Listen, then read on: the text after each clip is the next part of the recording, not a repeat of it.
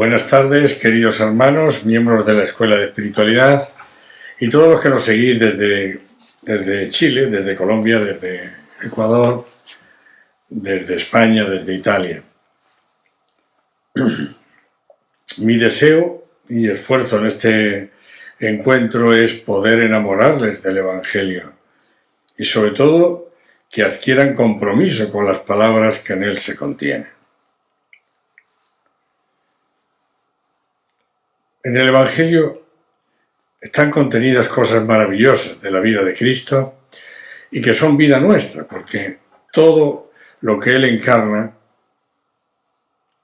la palabra del Padre que Él encarna y que la hace caminar, la hace entrar en la historia, la hace ponerse junto a nosotros, es para nosotros. Lo hizo todo pensando en cada uno de nosotros. Por ejemplo, me venía ahora a la mente cuando iba a empezar esto, las palabras de Cristo a los judíos en el templo, que les dice: destruid este templo y yo lo reedificaré en 3 días. Fijaos que los apóstoles dicen hablaba de su cuerpo. Esto lo entendieron después cuando resucitó. Pero ¿qué estaba diciendo Cristo? Que el verdadero templo ahora no estaba hecho de piedras físicas, aunque tengamos espacios para poder estar todos juntos, para orar ante la Eucaristía y para celebrar la Santa Misa, el sacrificio de su cuerpo y de su sangre. Pero lo que Cristo nos estaba diciendo es que desde ahora en adelante, desde ese instante, el templo iba a ser Él mismo. Iba a ser la Eucaristía. La Eucaristía, ese pan y ese vino, que es su cuerpo y su sangre, y lo dice claramente el Jueves Santo, iba a ser y es hoy para todos, a nivel singular, el templo. Él es el templo, es como una catedral de carne y de sangre donde Cristo nos quiere habitando. Nos quiere dentro, con Él, para preservarnos de tantas cosas de este mundo que el hombre pues al final se enfrenta a ellas, pero si no tiene a Cristo, al final termina llorando, y llorando más de lo normal. ¿Qué es el Evangelio? Entonces, me gustaría comenzar con unas palabras de nuestro superior general sobre San Juan Pablo II en su famosa entrevista Cruzando el umbral de la esperanza, en la que quería recordar la naturaleza del Evangelio y también sobre unas palabras del Papa Francisco. Dice así San Juan Pablo II: Evangelio quiere decir buena noticia, y la buena noticia es siempre una invitación a la alegría. ¿Qué es el Evangelio? Una gran afirmación del mundo y del hombre, porque es la revelación de la verdad de su Dios. Dios es la primera fuente de alegría y de esperanza para el hombre. Un Dios tal como nos lo ha revelado Cristo. Dios es creador y Padre. Dios que amó tanto al mundo hasta entregar a su Hijo unigénito para que el hombre no muriera, sino que tuviera vida eterna. Juan 3,16. Y de igual manera, el Papa Francisco, en su primera exhortación apostólica, habla de la alegría del Evangelio. Nos recuerda que esa alegría nace del ser liberados del pecado, de la tristeza, del vacío interior y del aislamiento. ¿Qué contiene el Evangelio?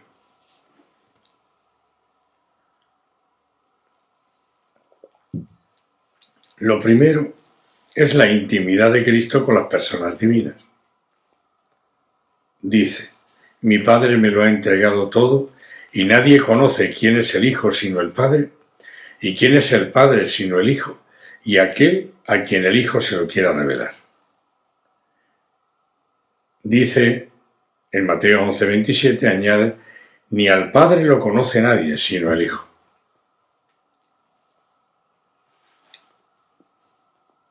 Luego el Evangelio narra la intimidad de las personas divinas. Cuando Cristo abre la boca para hablar, decir, hacer, está expresando el pensamiento, la voluntad del Padre y del Espíritu Santo. Cristo está revelando en cada palabra el modo como se aman, cómo se quieren, cómo se respetan, el cariño que sienten profundo uno por otro. No hay individualismo. Cristo no hace nada que no consulte con su Padre. Existe la comunión absoluta, pero no existe el individualismo. Un solo Dios, pero tres personas que se aman apasionadamente. Y se ve en el Evangelio el cariño con que Cristo trata al Padre y al Espíritu Santo. Luego es revelación de la intimidad de Dios, de la intimidad de las personas divinas. Por eso el Evangelio es fuente de vida eterna, es fuente de nuestra gloria. Es una palabra que es con la palabra que Cristo hacía todo, ¿no? Todo lo hizo con esa palabra. La palabra del Padre hecha carne en Cristo. La palabra que Cristo nos anuncia es la palabra del Padre. En el principio existía la palabra, y la palabra estaba junto a Dios, y la palabra era Dios. Todo se hizo por ella, y sin ella no se hizo nada. La palabra era la luz verdadera que ilumina a todo hombre. La palabra se hizo carne y puso su morada entre nosotros. También nos dice en Juan 14, esto es en Juan 11:3, pero también en Juan 14 dice: la palabra no es mía, sino del Padre que me ha enviado. Cristo es esa misma palabra del Padre, hecha carne, y a nosotros nos tocaría encarnar la palabra del Hijo, hacer carne la palabra de Cristo, y estamos encarnando la palabra de la Santísima Trinidad, la palabra de Dios. San Pedro afirma en Juan 6:68 que son palabras de vida eterna. Y de hecho, cuando él anuncia la Eucaristía, la anuncia antes del Jueves Santo, y dice: el que come mi carne y bebe mi sangre, demora en mí y yo en él.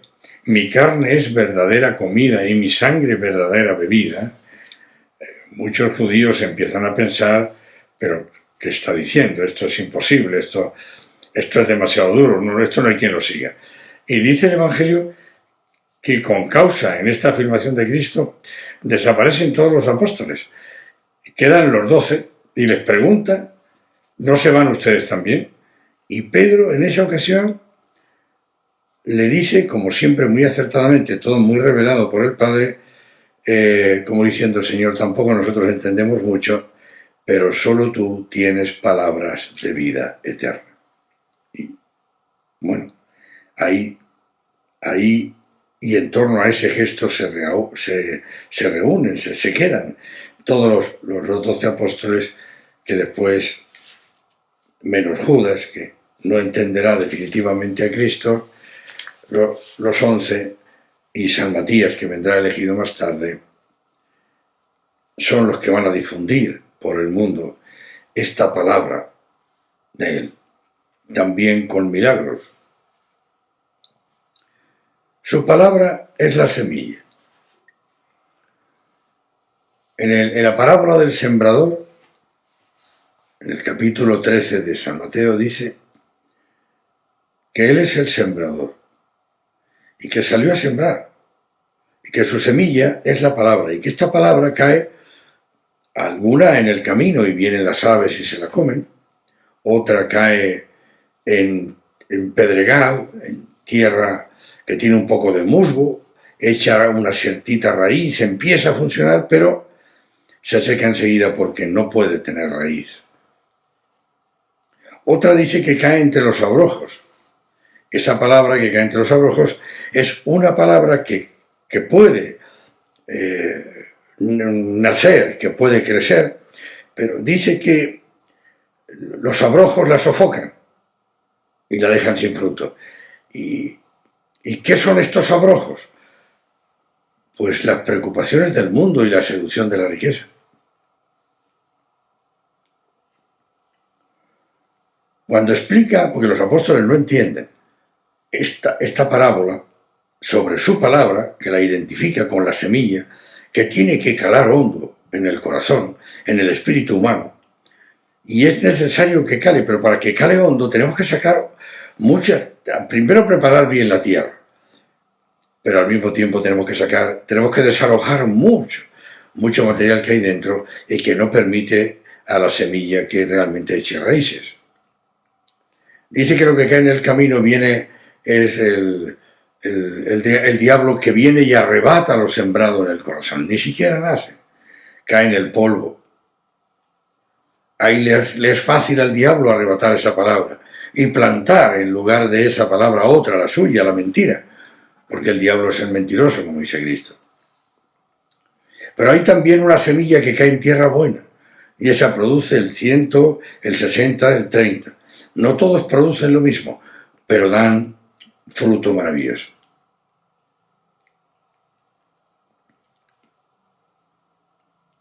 Esta palabra es entonces esa semilla que tiene que calar hondo en nuestra vida. Fijaos, esta palabra de Él está contenida en el Evangelio.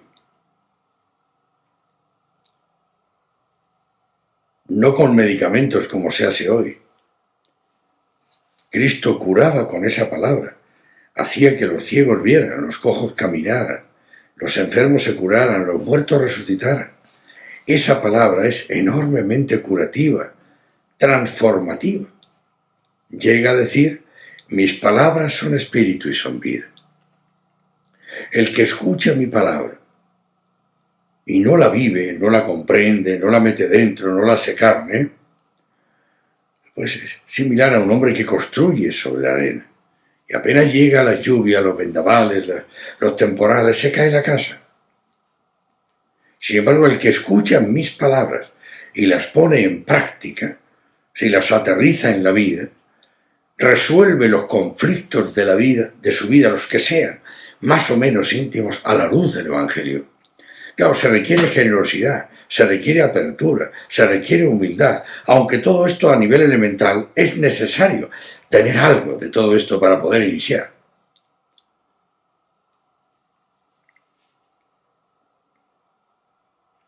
Decía hace unos días nuestro presidente general, el padre Jesús Fernández, que el Evangelio tiene en nosotros 3 acciones. Nos informa, nos forma y nos transforma.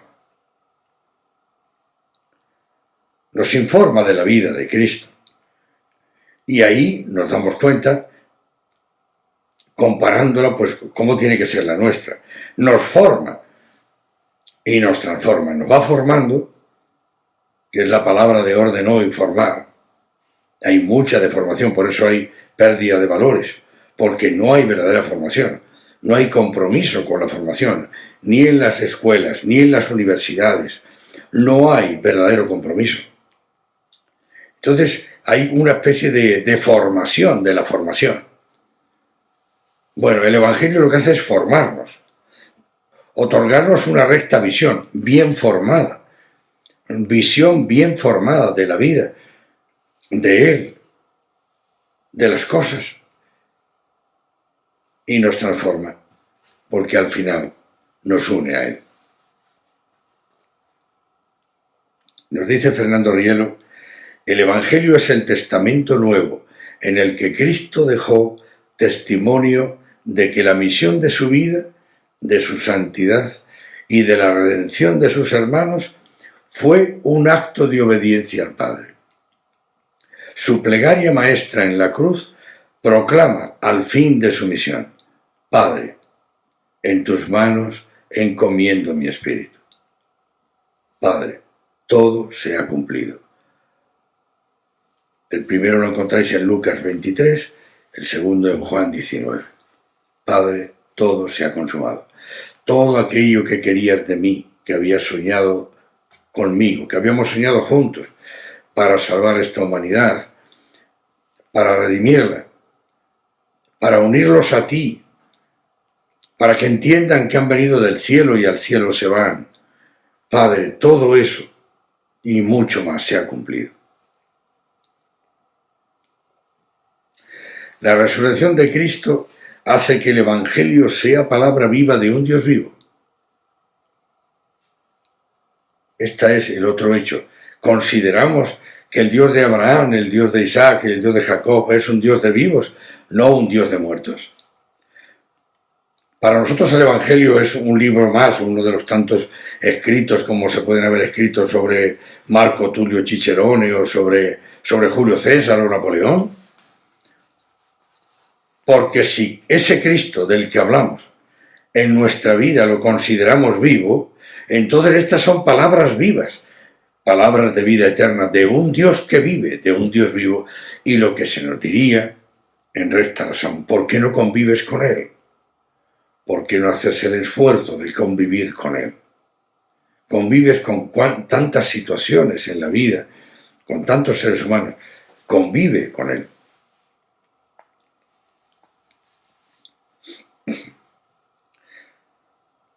La resurrección de Cristo entonces hace que el Evangelio sea palabra viva de un Dios vivo.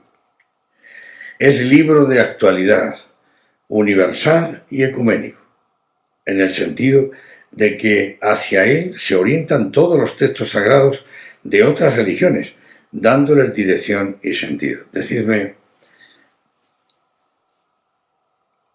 ¿las otras religiones históricas tienen verdad? Claro que la tienen. Pero si Cristo no hubiera resucitado, y ahí en esas religiones históricas no ha resucitado nadie, entonces ¿qué sentido puede tener para mí hoy o para vosotros hacerse taoísta, hinduista, budista o musulmán o judío? Todas adquieren sentido, todas tienen dirección, sentido y significado en la medida en que realmente Cristo realmente resucitó y está vivo.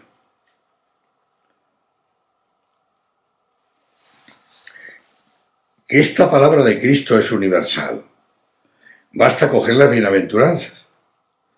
No es que Cristo dice bienaventurados los pobres de espíritu católicos, dice bienaventurados los pobres de espíritu y está hablando de todos los seres humanos que necesitan empobrecerse de sí mismos, sean ateos o no sean ateos, agnósticos o indiferentes, tienen que empobrecerse de sí para que Dios, para llenarse de Dios. Unos en el ámbito de la gracia santificante, llenarnos de un Dios trinitario, llenarnos, claro, de Cristo. Para aquellos que no creen, es el Dios que tienen dentro, el Dios que constitutivamente lleva a cada uno de ellos en su espíritu y que es el que empiezan a descubrir cuando se empobrecen de sí. Es Él el que aparece con todas las verdades, con todos los atributos, con todas las virtudes, con todas las virtudes morales, teologales, con todos los valores. Bueno, y entonces descubren que son hijos del cielo. No es universal esta bienaventuranza, pero ¿quién diría, por ejemplo, que la bienaventuranza de los limpios de corazón es que un ateo o un agnóstico no tiene que ser limpio de corazón? Es que se puede permitir en su corazón cualquier barbaridad, cualquier impureza, cualquier cosa que vaya contra el ser humano que tiene al lado. La palabra de Cristo es universal. Claro, para aquellos que estamos dentro del bautismo de Cristo, para aquellos que estamos dentro de la gracia santificante, claro que tenemos una ventaja grande que los otros no tienen. Pero los otros tienen a Dios, en cuanto hijos de Dios, dentro de su espíritu. Tienen al Padre con su acto divino, constitutivo, que les está constituyendo en lo que son, personas. Por tanto, echando mano de este pensamiento de Cristo, pueden llegar a vivir esa limpieza del corazón exactamente igual que la podemos vivir nosotros. Claro, seguramente nosotros, teniendo a Cristo como modelo y uniéndonos a Él, que es lo que estamos tratando de decir aquí, hablando del Evangelio, pues llegaremos en este mundo a la unión con Dios. Los demás, pues será una unión deificante, constitutiva, pero desde luego ya una hermosa unión con Él. Al mismo tiempo, Cristo es muy olvidado. ¿Cuán distinta sería la vida de la Iglesia si tanto los religiosos como los diocesanos, los prelados, los laicos, resolvieran todo conflicto externo o interno, mental o afectivo, a la luz del Evangelio? El Evangelio, nos dice Fernando Rielo, es un libro de actualidad, donde existen unas vivencias, unos temas vitales, dignos de ser vividos, porque efectivamente modifican las características del vivir personal y colectivo. Es un libro cuyo tema, cuyo contenido, su sentido íntimo, su sentido moral, es fundamental para nosotros los cristianos. Sigue diciendo, el Evangelio posee una exposición completa de las lecciones que son necesarias para practicar el mandato de la perfección, del que habla Cristo en el capítulo 5, al final del capítulo 5 de San Mateo. No falta ninguna, ni será entre ellas un orden perfectísimo. El Evangelio resulta la biografía que un hijo escribe sobre un padre, su gran amigo el Espíritu Santo, y sobre María, un libro de familia y sus peripecias. Dice Cristo en San Juan 12, si alguno oye mis palabras y no las guarda, yo no le juzgo, porque no he venido para juzgar al mundo, sino para salvar al mundo. Fijaos que no dice para salvar a los cristianos, a los católicos, sino para salvar al mundo. Por tanto, todos esos que no acogen su palabra, Él dice, yo no los voy a juzgar. Pero si la acogieran, aunque sean de otros credos, realmente podrían llegar a vivir, a alcanzar la unión con Dios en este mundo. El que me rechaza y no recibe mis palabras ya tiene quien le juzgue. La palabra que yo he hablado, esa le juzgará el último día. Porque yo no he hablado por mi cuenta, sino que el Padre que me ha enviado me ha mandado lo que tengo que decir y lo que tengo que hablar. Y yo sé que su mandato es vida eterna. Por eso, lo que yo hablo, lo hablo como el Padre me lo ha dicho a mí. Juan 12, 47, 50.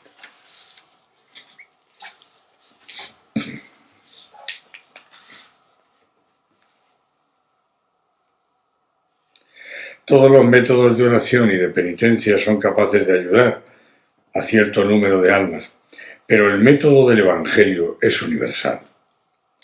Acoge y alimenta a todos los cristianos y se injerta en todas las civilizaciones y en todas las razas.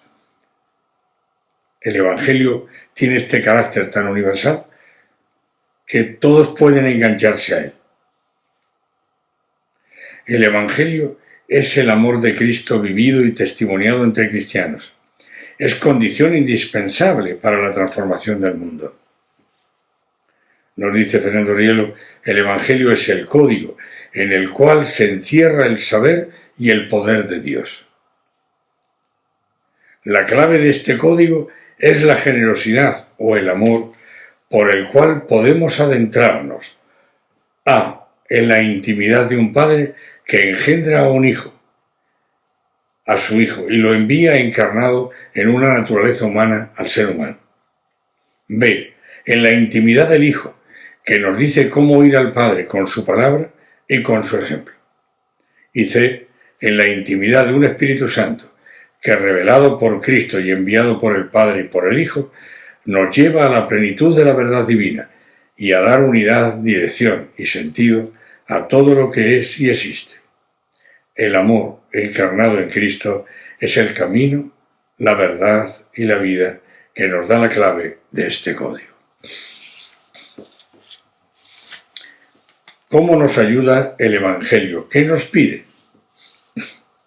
Con esto ya voy a terminar, porque esto creo que ha sido ya objeto de reflexión en otros momentos, pero para completarlo. Hay una aceptación del Evangelio que tiene carácter intelectual. y, y que es necesaria esta aceptación.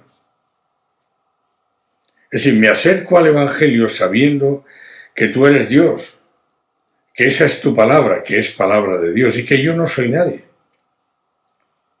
Y que seré alguien solo si tú, obrando en mí, transformas, pues, esta piedra informe que soy, hacer alguna estatua decente con ella.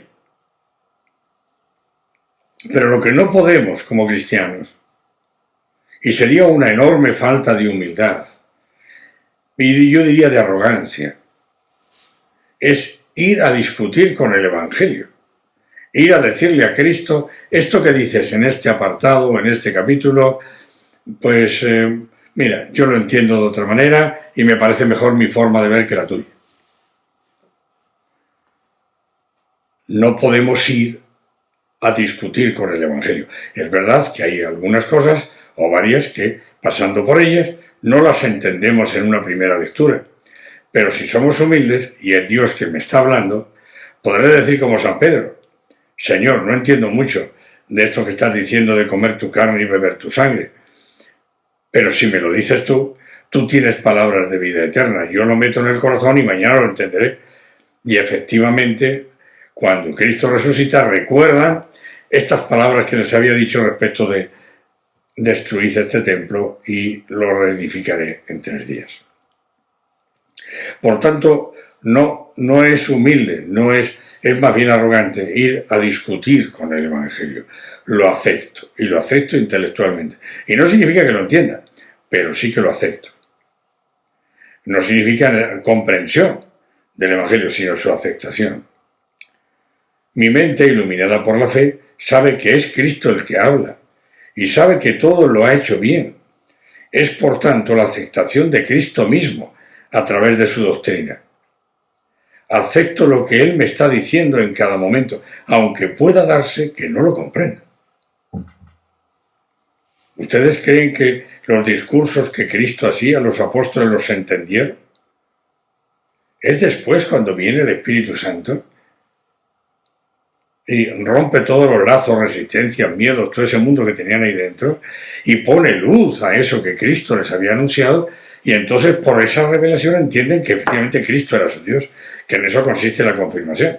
Les confirmó que ese Cristo que había estado con ellos era Dios, era su Dios. Pero esta vez a un nivel que ya no era el ojo con el que le habían visto, o, en fin, las emociones que habían vivido con él, sino a nivel de espíritu.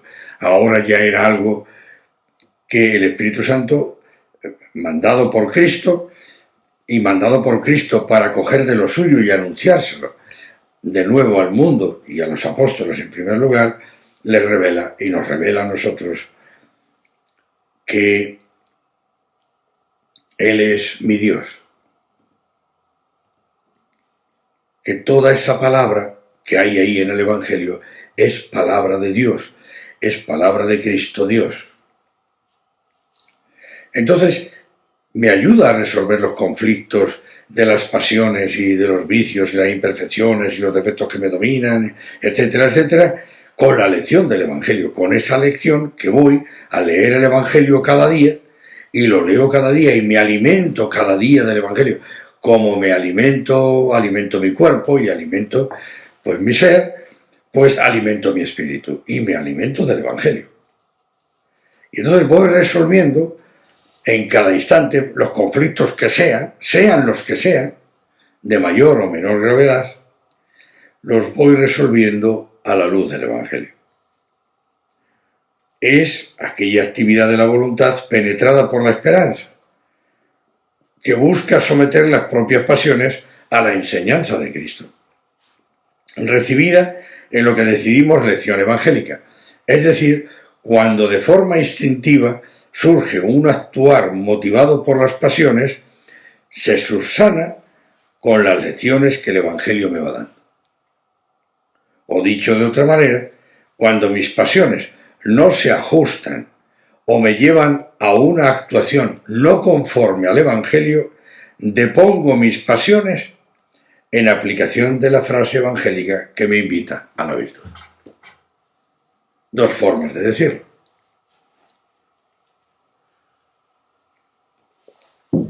Y finalmente decir que esta palabra hay que hacerla carne. Por eso la unión con Cristo es eso, hacer carne su palabra.